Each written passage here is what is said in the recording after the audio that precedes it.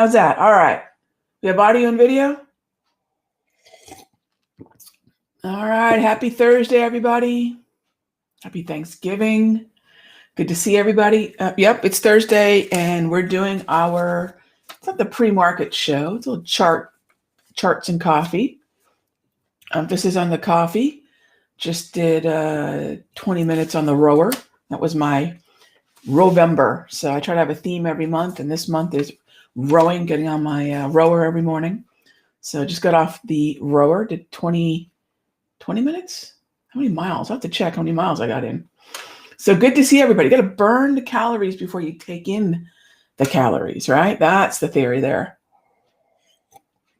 And then rehydrate. All right, good to see everybody. Happy Thursday and happy Thanksgiving to everybody. Yes, lots to be thankful. I love Thanksgiving. I love, even as a kid. My two favorite, I'd say Thanksgiving and Christmas Eve. Big eating holidays. All right, so let's get to it. Oh gosh, I don't need my sweaty mug on this, so let's get this off the screen. There we go. Okay, yes, very good to see you all. I was wondering how many people would end up logging in on a Thursday where we're really not trading, but what I thought we'd do is just take some questions, and I'm actually going to be. I love days like this where it's a weekday. I'm still kind of in work mode, but I've got a few books that I'm going to read today. What do I have today that I'm going to read? I'm going to go through Don Miguel. How many of you guys have read Don Miguel? The Four Agreements.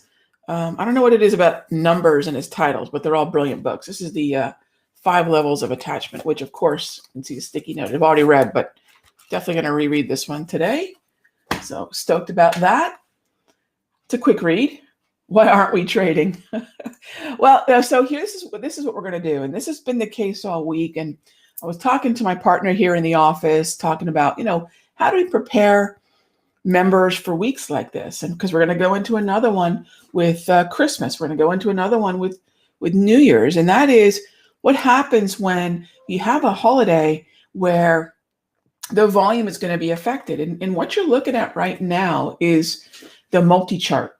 This is what I do on weeks like this. I am tightening up my watch list. I am day trading in the morning, doing a little day trading in the morning, and then I'm tightening up my watch list. And those of you that were with me for our live trading, for our ETF masterclass, those of you that were with me for the live trading for our sector secrets mastery, what were we doing? Yes, there were some setups that were on our radar, but we were talking about fine tuning and tightening up our watch list. Where are the double greens? Where is the strength in the market? What are the pullback levels? One thing I would like everyone to take a look at is that right now, because we're starting to get parabolic, let's talk about what parabolic is, shall we? And then whatever questions you guys have, let me know and we'll tackle them. So parabolic, what I do, do I not have my browser up? Yeah, I am kind of we're cash day, right? Cash day. Getting started a little later, enjoying some time looking at the charts without the market being open. So let's talk about what it means to go parabolic, because a lot of folks look at a market, they realize it's gone, into hyperdrive. How do you define that? How do you define what parabolic is? This is really important, gang. So let me show you what I mean by that. Let's talk about the S&P, for example. So what I'm looking at is the S&P 500 futures. This could be the SPY as well. And I have 2 different kinds of historical movement ranges. One looks at the movement range per hour of the day, and this is really more for day trading. The other looks at the movement range per day of week, and this is how I understand whether or not a market's gone parabolic or not. And so once a market, the current price of the market has exceeded, in my opinion, it's going to be 70 to 85 points. All right, I'm looking at the upper end of these price movement ranges for the week, 70 to 85 points. Once the difference between where we are right now, let me zoom in a little bit and I'll show you what I mean. Okay, so where are we right now? 36.28. Okay, so I'm going to, just for the sake of example. Okay, here we go. So 36.28 is where we are right now. It doesn't have to be exact. And then let's grab the 85 points. So I'm subtracting 85 points. That gives me 35.43. All right. I would say the S&P has just barely, but it is gone parabolic, and I'll show you why. So we have the 35.83, right? Or I'm 35.43, and that is my 34 EMA on the high. 34 EMA on the high. So this is the high, this is the close, this is the low. Okay.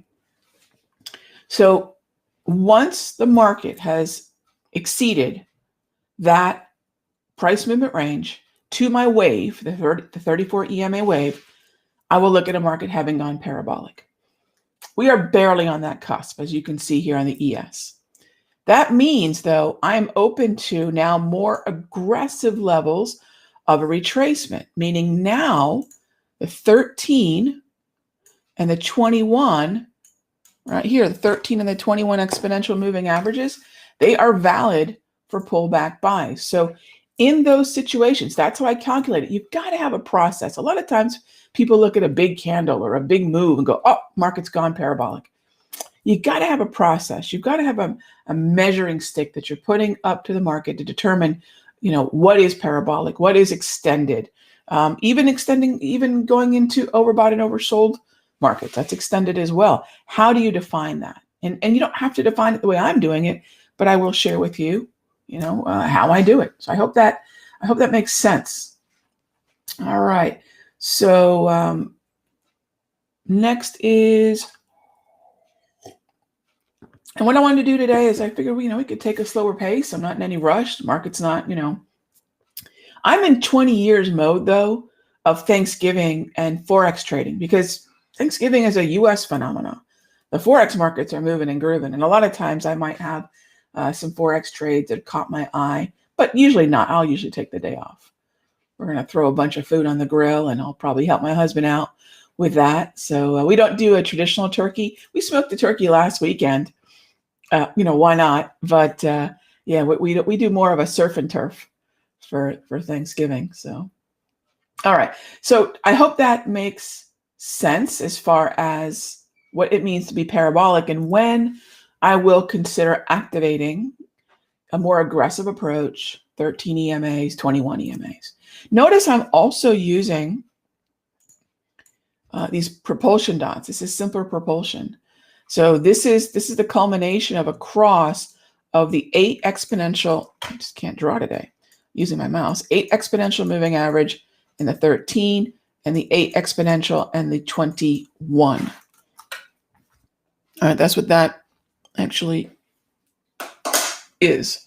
So when those crosses happen and they interact with price in a specific way, these dots light up. That's simpler propulsion. So that's what I'll use.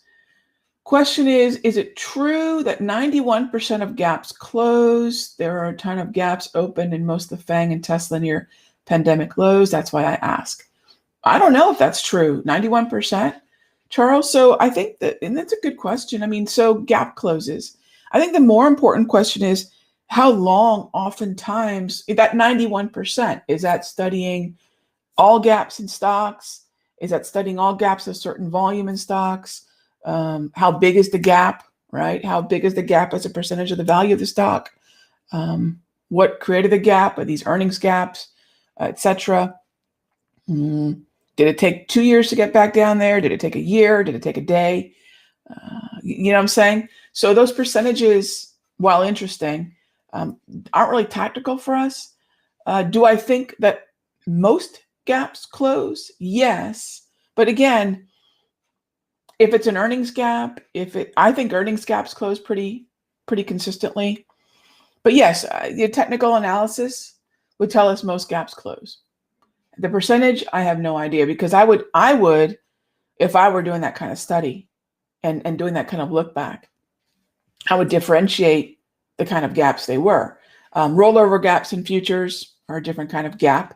So there's different kinds of gaps, even in terms of the cause of them. And then there's different types of gaps in terms of the size. But with that being said, we don't know when they're going to happen. So gaps for me are not a strategy. Gaps for me are just support and resistance, my friend. All right, Charles? Cool question. I don't know that anybody really knows, because I think you would have to really get much more granular about the kind of gap that you're looking for the market to close. Okay. So it's just support and resistance. That's all. That's all. I would definitely put a line on the chart in those situations. You mentioned Tesla.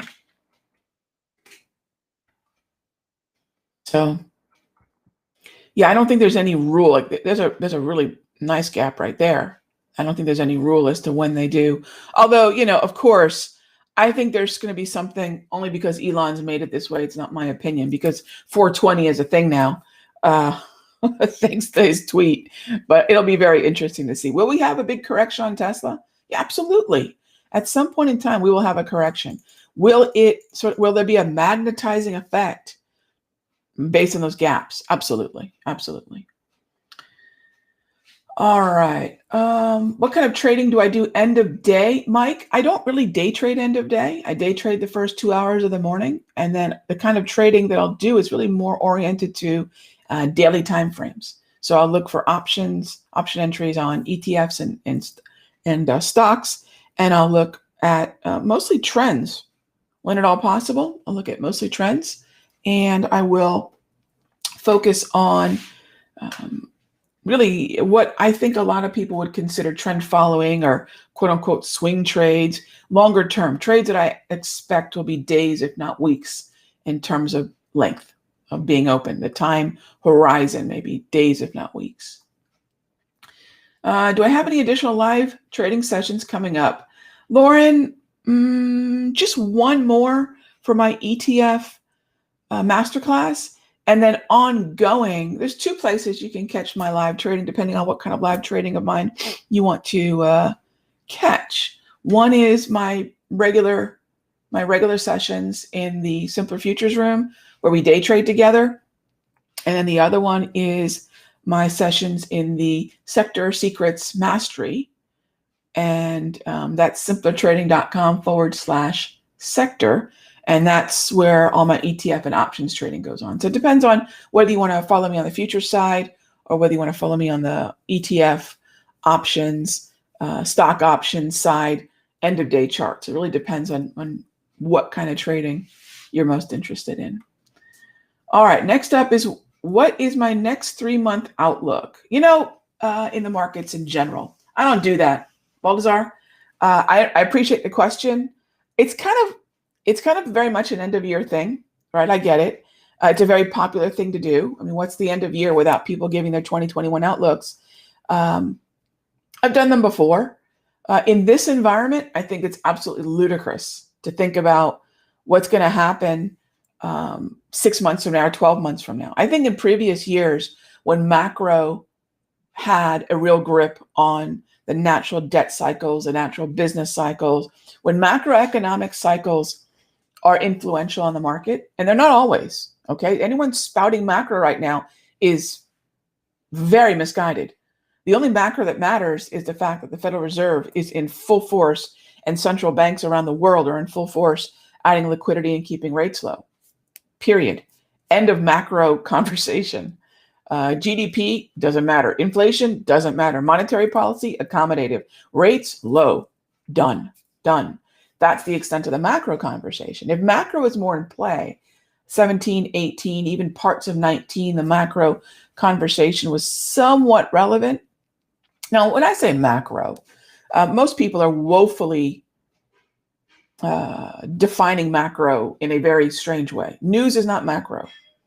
Earnings, I don't believe, are really macro. It's more a little bit fundamentals. But what is macro? Ask the all-knowing, all-seeing Google. And Google, I think, gets it right. There's four things of macro. This is what I was taught in the early 90s. There's four pillars of macro. Inflation, so think PCE, CPI numbers. GDP, growth. Monetary policy, what are the different individual central banks around the globe doing, especially your G7 countries. And then monetary policy, and money supply. M2 money supply is a good thing to study. And that's it. Now, everything else can fall underneath that. What's happening with real yields?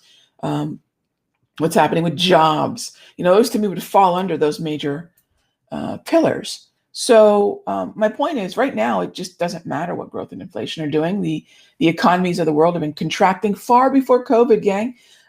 Inflation peaked and GDP peaked well over 18 months ago. So any kind of contraction in the market due to COVID is a very separate, I should say, in the jobs market, in the growth and inflation trajectories that different central banks are going for. Those all contracted back in 2018 and through 2019. This is very, very pre-COVID. So COVID hit already limping along economies, not the stock market. I think we're getting a very good education in the fact that the stock market is not the economy. And I know I'm going into a major tangent, but it's really to answer a very simple question. You can't have outlooks. They're fun to do. On New Year's Eve, they'll start counting down the top movies for 2020 and the top songs and the top books and all that. It's kind of the same thing for the financial world. We love to give our outlook, and I've done it too. But right now, no way. We can't. So that's why I say that. Now, let me mention something else. If the market is expecting a correction, gang, we're not going to get it. The more you hear online, on television, people talking about, oh, we're due, it's a guarantee it's not going to happen. Markets never correct when we're expecting them, ever. I can tell you that from 3 decades. No one saw the bubble burst in 2000, 2001. No one saw '08, right? No one saw Asian contagion. No one saw long-term capital management. No one saw 87. It just doesn't happen when everyone's talking about it. In fact, the more folks are talking about lower lows, and this applies to lower lows, not necessarily higher highs, but the minute we start talking about lower lows and the crash is coming, the crash won't come. The fact that we're talking about it absolutely eliminates the possibility. You can go back in history. You'll never see major corrections happen because everyone's expecting a major correction to happen. Perma bulls will be perma bulls and perma bears will be perma bears. And usually you're better off being a perma bull and taking advantage of those pullbacks by having in your investing portfolio a wish list for certain prices that you'd like in stocks. And yeah, those could be pullbacks on the magnitude of 4 and 5 daily price movement ranges. It sounds crazy until it happens. So this year especially, the outlooks are pretty, it's very up in the air. Is the masterclass in the store? Not yet, because we haven't completed it. So you can grab the masterclass. You can still get that at, I think it's simplertrading.com/ETF maybe.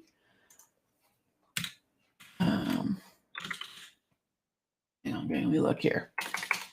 Simpler Trading. And if you guys have any symbols you want to take a look at, let me know. Like I said, it's kind of nice to be able to talk to y'all without the pressure of the open and getting ready for trades. Is it ETF? There we go. Yeah, simplertrading.com/ETF. So no, it's not in the store yet because we're still completing the class, but it will be.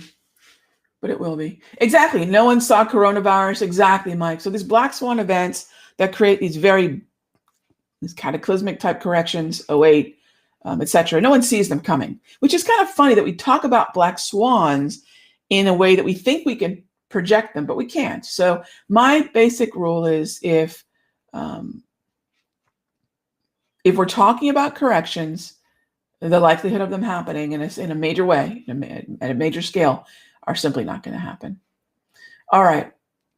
I've been reading more and more about capital rotation. So capital rotate, like sector rotation. I don't know what, like just money flow. Do I have any thoughts on it? Dale, I think the trader in me is just going to follow the structure of the market. And if the capital flows, the inflows and the outflows, think about the outflows in utilities and healthcare. Think about the inflows into energy and financials. I think a lot of value-oriented plays have gotten a shot in the arm based on the vaccine narrative. But the portfolio tracker in me, the person who's managing capital for my family, that's where it's kind of interesting. I will usually use sector SPDR to take a look at that, as well as ETF DB to take a look at that. But it really is, in and of itself, not a strategy.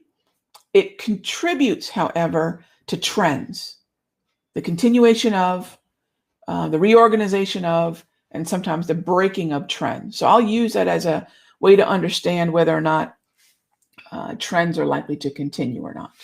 So thanks for the question. But it's really more of a portfolio, a 6-month or greater time horizon type thinking. Hugh says, Big Short, someone new? Yeah, I'm sure we could talk about the 4 people or the 6 people or whoever, but generally speaking, I'm talking about the masses. But I hear you. So a lot of people say, yeah, they knew. And there's a whole movie dedicated to it, right? You know who knew who was coming? Were the banks themselves. They knew too big to fail was a thing before it happened. They know it now too. They know that once they get into trouble, if I blow up my account, no one's coming to bail me out. There's no TARP coming Raghee's way or any of our way. But banks know. Banks know. And that's what, when Ben Bernanke started his great experiment to see if he could monetize debt and figured out he could, that's how we ended up where we are right now with modern monetary theory, the MMT. That's how we ended up here. Big Short was a huge experiment to see, can we monetize debt? Do we need to bail these big companies out? And they can, they did, and they will again. They will again. They had to throw, politically, they had to throw Lehman Brothers under the bus just to appease us, right? The mob. I was watching Gladiator yesterday to appease us, right? So, Ben Bernanke had to go out there in the middle of the ring and do his thumbs down to Lehman. That's really what it was, right? That's really what it was. So yeah, someone knew it was coming. Yeah, probably a lot of people did, but they realized that they were too big to fail and they would be bailed out. Yeah. And they will be again. Okay. So next question is, when I'm in a day trade and I breach the clearing range at 10:30, how long am I staying in the trade? If it's heading in a good direction, for as long as it will let me, Baltazar.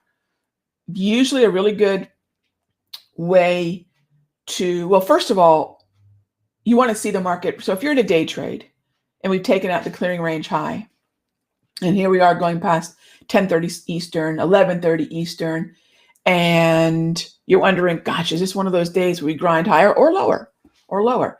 Keep an eye on some anchored VWAPs. Anchor some VWAPs to say 9:30, 7 a.m. Keep an eye on those, and that'll help you a bunch for sure. Okay. Hugh says senators knew. Yeah, you know what? I don't pay for any alert services, or really I don't buy any newsletters. But if Congress had a newsletter and alert service, I'd sign up. FCX, Bevan, I like FCX because Freeport-McMoRan is going to track with copper, and in some ways it's behaving even better than copper. And I like the idea of being long copper, so I would definitely be fine with Freeport-McMoRan. Yeah, it's a FCX is a really good proxy to copper because there's no copper ETF that's liquid and has options, and HG copper futures isn't something that a lot of traders will naturally gravitate to. I mean, I'm a futures trader. I'm in copper, but I know it's not for everybody. It's a $4,600 initial margin. A lot of people are uncomfortable taking overnight futures trades. Yes, you can buy calls on copper on pullbacks, like the one we saw back in the early part of November. But a Freeport Macmoran would be a really good way to look at that, for sure. For sure. All right, let's see. Do I use 10x bars? Well, I use grab candles. Do I use the 10x candles? If I'm looking for momentum to be confirmed with volume breakouts, then I will. That's for me so I have different indicator sets. If I'm looking at trending markets, grab candles, my wave. If I see that I have a double green environment and I'm looking for momentum breakouts with volume confirmation, 10x is absolutely the ticket. Yeah, you definitely will get an advantage in a momentum environment, right? So every indicator, including the ones that I create for myself, have environments that they are designed to help me navigate, right? It's like shoes, right? I have sneakers for working out. I got different sneakers for hiking. I got different, we know this in life, different club for different shots. My golfers out there. So this idea, it's so interesting, the way in which we ditch a lot of the normal habits in life when we get to the market.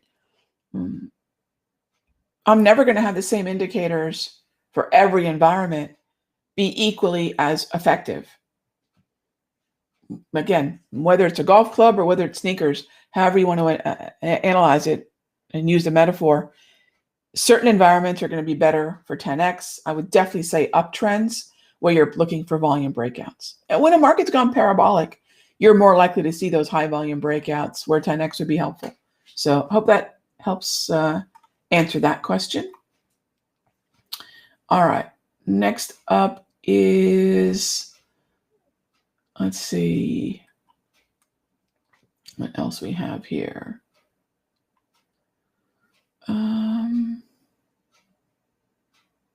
Is the ETF Masterclass day trading? No. ETF Masterclass is end of day timeframes, and focusing on daily, sort of a daily look, maybe 30 to 90 minutes on trades where I'll enter with options. It's a if you want to look at it from like a swing trade or trend following, but daily time frame, not 1 minute. Let's see what else we have here. Dan, I think perma bears are popular because they can offer a contrarian view on financial media. It's always very lizard brain friendly for financial media, which is entertainment. So when they're trying to entertain or grab us, the fear mongering works. Yeah, for sure. And I think there'll always be, look, they're always going to have those people who embrace hyperbole. It works, right? Either the fear of missing out or just fear. So perma bulls always scare folks into thinking there's going to be a giant pullback. And your folks who call for 70,000 Dow are going to be great because, again, the hyperbole works. You go on financial media and you call a top or a bottom. And if you're the broken clock that's right for that particular cycle, your career is made. I don't mean your trading career. I mean your career on being on television, right? They'll always call you back.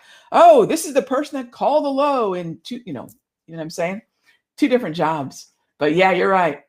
Yeah. I think most perma bears don't exist in the markets, meaning, what we're doing, getting in there, getting our hands dirty. They exist on financial media. That's where they exist. You realize that most of the people that you see on television are analysts. Like, are you executing trades? Are you managing a book? Are you managing your own money? Is that the main way you get paid? Those are rare. And I've never been in awe of people managing other people's money. I'm more in awe of people who have real jobs, real lives, and they're managing their own money. I'm meaning retail investors. Retail investors get sometimes, rightfully made fun of because they tend to do some really stupid things. But people who've educated themselves and are managing their own money, I will always respect those folks more. We are far too enamored by hedgies and folks like that. It still behooves me. I don't know why, but I don't know about you, but I don't make 2 and 20 for managing my own money. So, all right, let's see here. How can I limit myself in getting involved in too many positions? Kim, figure out, so this is what I'll tell you to do. Figure out what your allowable budget and your allowable loss. What's the difference? Budget is how much money can I set aside for the particular trade? And allowable loss is of what I have spent, the premium, if you've bought options, how much of the credit am I willing to risk if you're selling options? Whatever the situation is, what is my stop loss? And what does that equate to dollars? And when you start looking at all the different positions from a budget standpoint and from a, oh my gosh, this is what I could lose standpoint, step back and say, what's the sum total of that? Each of those, you'll start to get a little bit more discerning about, well, maybe I don't want to put this particular trade on my book. Too risky, too expensive. I think a lot of people only look at loss and they don't think about budget. How much is a certain trade going to cost you? In my sector secrets, we seldom trade the likes of Google. And, when you look at the margin on certain futures contracts, sometimes you're going to be better off trading the option. When you look at the options chain of certain stocks, sometimes you look at a $60, $70, $80, $90 option, you're thinking that's $6,000 to $9,000 for a single option. And I never trade a single of anything. I don't recommend it. So you might say to yourself, well, is it involved in an ETF that I can pick up for less capital requirement and scale in and scale out? I don't like to tie up a lot of capital in a single trade. And I have the capital to tie up. That's what 32 years will give me the luxury of. But even then, when I'm guiding new traders and they tell me they've got a $25,000 account, unless I'm collecting premium in a very conservative way on one of those expensive Amazon, those kind of stocks, the word unaffordable is okay to say at certain stages of your career. It's okay. I remember going in and I was buying a car. I would have been in my early 20s. And I was going in to buy a car. And it was a big deal for me because I was going to go buy the car in cash. I'd been trading for a couple of years. And that was one of my dreams, go in and just buy a car in cash. So I was maybe 21 or 22 years old. So wasn't an expensive car or anything, but, it was a big deal to me. And so they were trying to walk me up in the dealership to a fancier model. I wasn't looking at a fancier model. I just wanted to buy the darn car in cash. And they said, well, you deserve it. And I remember looking at the guy because I knew what they were doing. I said, no, I don't. You can afford it. You can deserve it. I'm like, no, I can't. And no, I don't. I still use that in the markets. Ron, you can trade that. No, I don't have to. Right? So if you think about budget, how much are you spending, and also allowable losses, I think you'll very naturally find a good and comfortable spot. And then you have a formula. As you grow as a trader, you can continue to scale. You can continue to scale. And I'll tell you what, Kim, again, I'll tell you guys what my Achilles heels are. For me, I have a difficult time getting really large in a single trade. It just doesn't sit well with me. It doesn't sit well with me. I'm sure if I sat down with a trading psychologist, they can work on that. I don't mind getting large in an overall market. What do I mean by that? For those of you struggling with position sizing, I'll very seldom go whole hog into XLV. I'll be more comfortable buying a little XLV, maybe a little bit of TMO, maybe 5 or 6. I'll go wide, not deep. That's something we talked about in our market money math class, where I have a very difficult time just kind of going all in with the chips, so to speak. I will never build a huge position in a single name, a single stock, a single futures contract. I won't do that, but I don't mind going wide. And I know diversification is a little bit more of an investing conversation, but for me as a trader, that works for me. That works for me. So if you're involved in too many positions, ask yourself also, how often am I in sort of redundant positions? So if you find yourself in a lot of different positions, Kim, and that's a terrific question. Ask yourself, gosh, if I'm in XLV, do I need J&J as well? If I've got a big UNH position, do I really need to buy XLV, or can I buy a little bit less of both? So understand the connectivity with something like a multi-chart, or looking at the stocks that are weighted within an overall index or sector. And maybe that's another way to get a little bit more tactical about your positioning. So I hope that helps. I hope that helps. All right. And by the way, position sizing is something that I get asked a lot. That whole little dissertation there, that will tell you everything you need to know about position sizing. Again, there's no formula to what your percentage for how much you can buy of a certain contract should be. There's no formula for that. You've got to ask yourself, is this one trade that's already in a fairly established position in that sector or index? If this is your fourth healthcare stock, yeah, maybe you shouldn't go that big on the size because you've already got exposure to that narrative. Another thing is, how much is it going to cost you if you're wrong? That's really the most important position sizing conversation. And I look at it from a very different perspective, and it's seldom talked about this way. How much will you lose if you're wrong? So there's no such thing as optimum, most effective. There's no magical formula for this, gang. Hear me out. Look at your account size. Don't use more than about 50% of the capital in your account in terms of margin.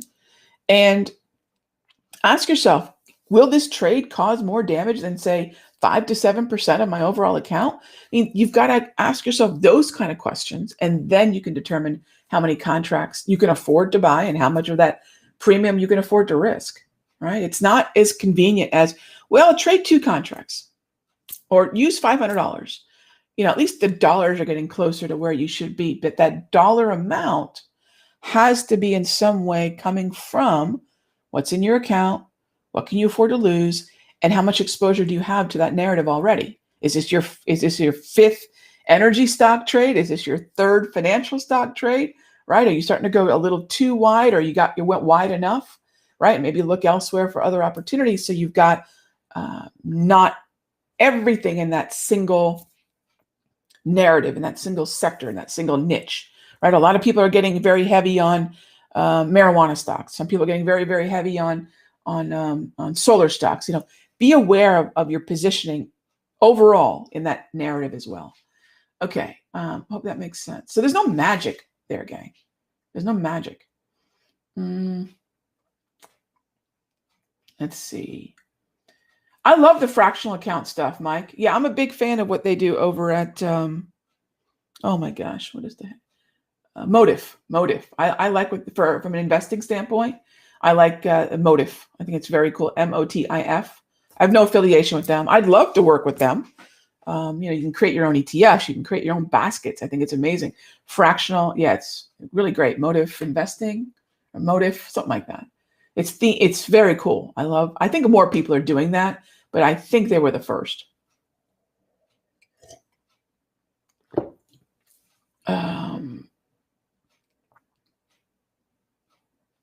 Let's see. Hang on, gang. Let me tackle a few more questions here. Oh wow, quite a few people logged in. Hey there, gang. If you just logged in, we've been going since about 9. Happy. Yeah, they got bought, Dale. Yeah, Motif got bought out. I don't know if they're gone. I think they got swallowed up by somebody, which made me really sad. But I still think they offer the service through whomever bought them. Was it Schwab that bought them? I don't remember. But yeah, do they not exist anymore? I mean, like I said, they might have gotten swallowed up by somebody. Okay, they call them Folio. Oh, okay, it's Folio. Okay. Huh, let's see. What happened to them? I think they got bought.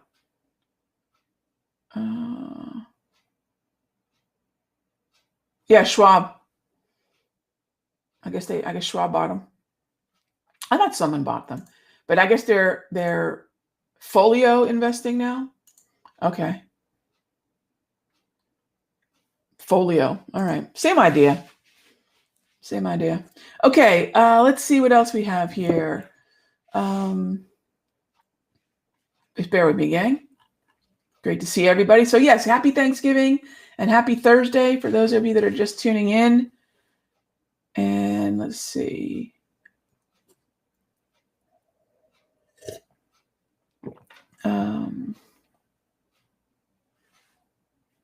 What's my profit target for gold?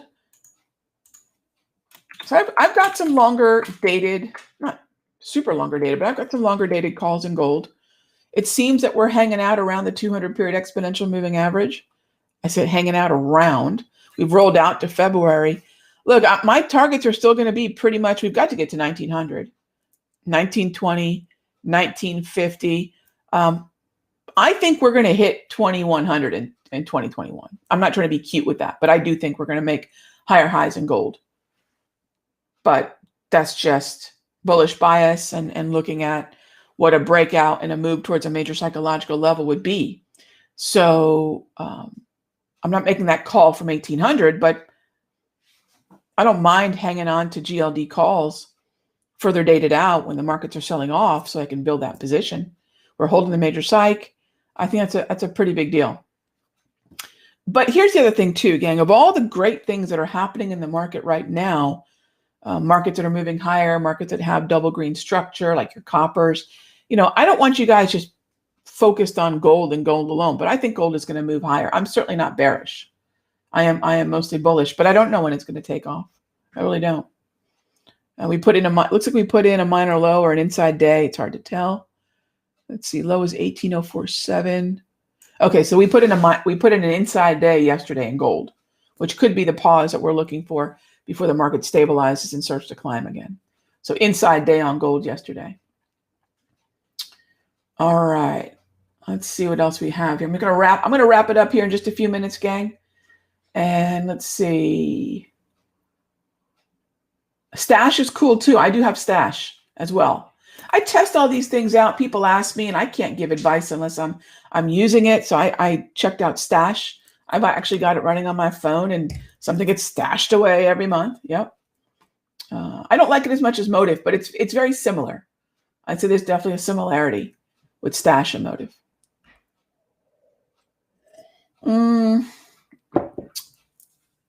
What software am I using to organize my trades? Organize, as in study them after the fact. Trade Metria and Wingman Tracker. What makes the wave turn color on my charts? Oh, the direction? Well, the wave doesn't turn color, but the candles do. Those are called grab candles, GRAB, which simply stands for green, red, and blue, grab candles.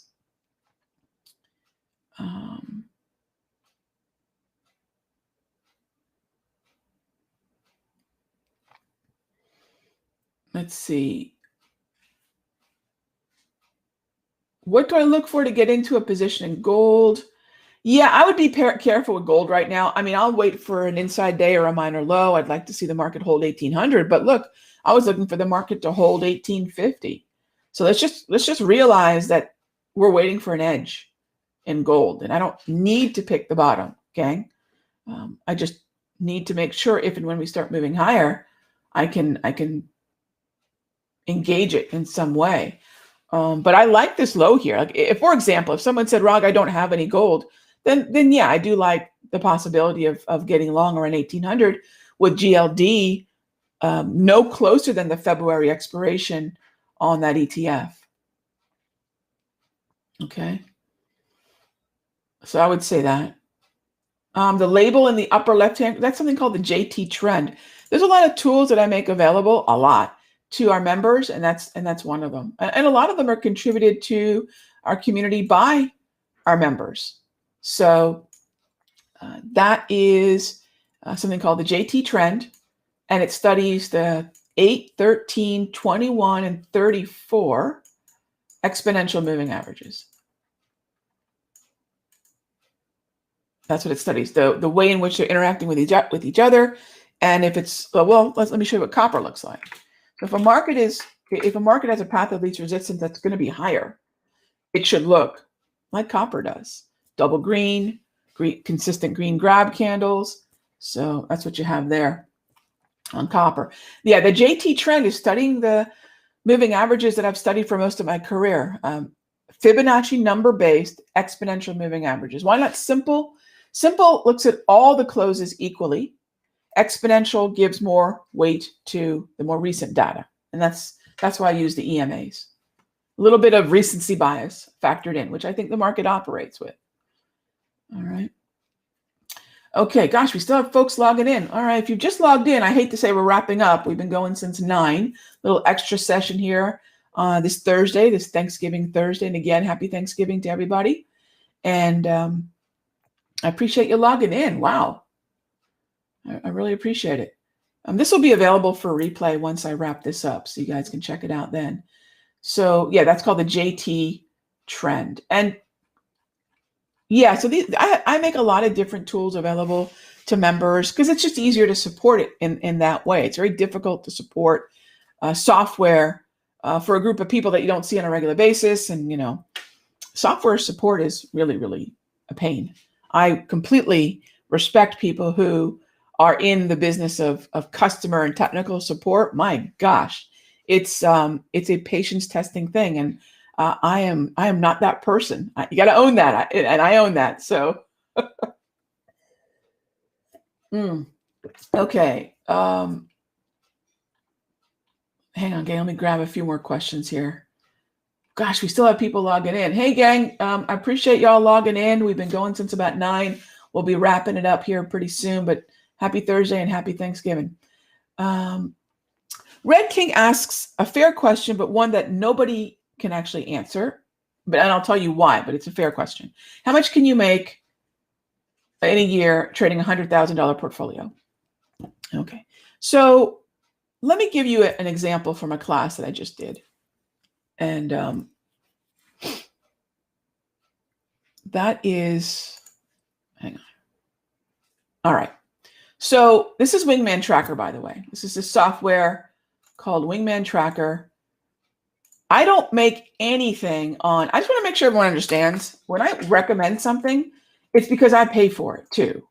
So when I recommend a service like AutoChartist, when I recommend a service like Wingman Tracker, when I recommend a service like TradeMetria, I put my futures trades and my Forex trades in TradeMetria. I put my options trades in Wingman Tracker.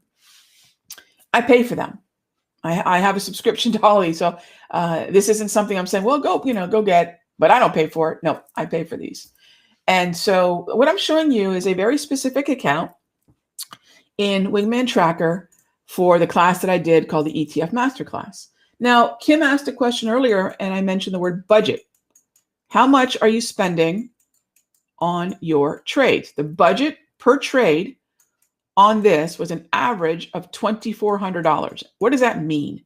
That means the amount of capital that I needed to put on most of these trades in this account was on average $2,400. I had a few that were down near $1,100. I had some that were just over $3,000, but on average, what I spent to enter these positions was approximately $2,400. So that automatically means I'm not trading those expensive options that are $60 and $70 and $80 per option. For those of you that don't know the option speak, 60, 70, 80, that means $6,000, $7,000, $8,000. Okay. And then, so my budget is this. My risk is approximately a drawdown of 25% of that. On the upper end, I'm willing to max out at a 50% drawdown. So that means for every $2,400 trade I'm making, I'm willing to risk 25% of that, right? I'm using an average, sometimes a little bit more, sometimes a little bit less.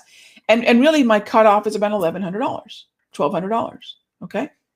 So now I have a pretty good idea of what my risk is.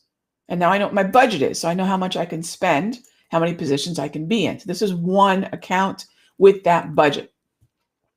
All right, and this is an account that I've been trading with my husband, who's only been trading for about 2.5 years now, I guess. Go figure. We got married in 96. Was that 24 years? We married for 24 years, and he just started trading about 2.5 years ago with me. So anyway, so we have a budget, right? This is how I'm teaching him how to trade. Now, you'll notice something else. When you do that, I'm not looking to hit home runs. I'm not proud of that.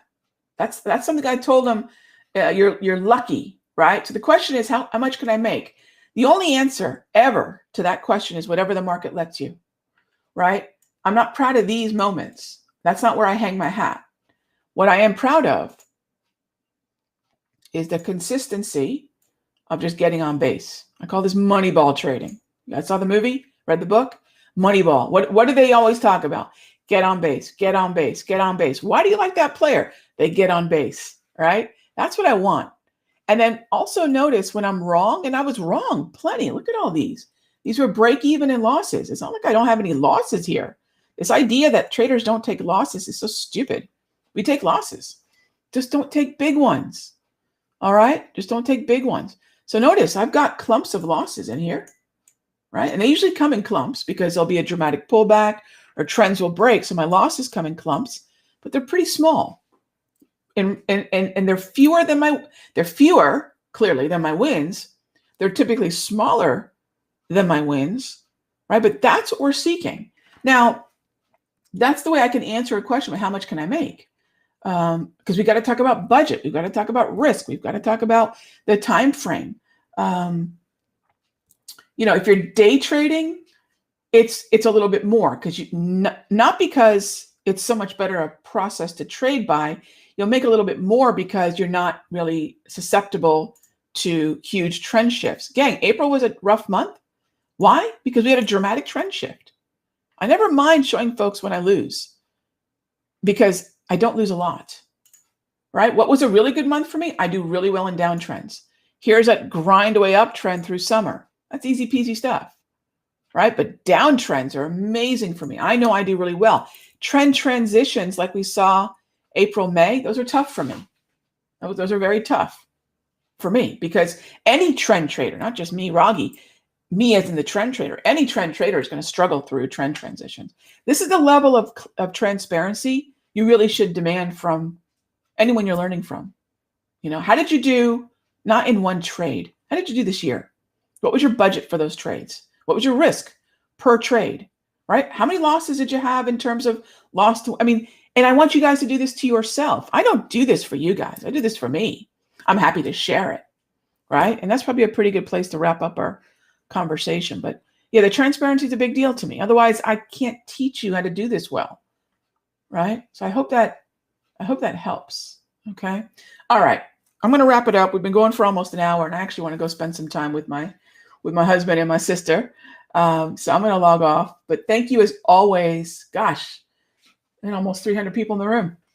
Thank you as always for taking time out to learn more about trading and listen to this opinionated mouth. I got a lot of opinions, but gang, the most honest thing that I can share with you all is what I do and what I believe and how I've done doing that. And then you guys have the wonderful luxury of saying, what is that with Tinder? Swipe left or swipe right? You guys get to choose if it works for you or not, right? You guys get to choose if it works for you. So it's really important for me to bring that level of transparency to our conversations. And thank you for bringing your time and your energy and your questions to our time here together. I'll see you guys tomorrow for our normal session. I thought I'd do a little extra session here today.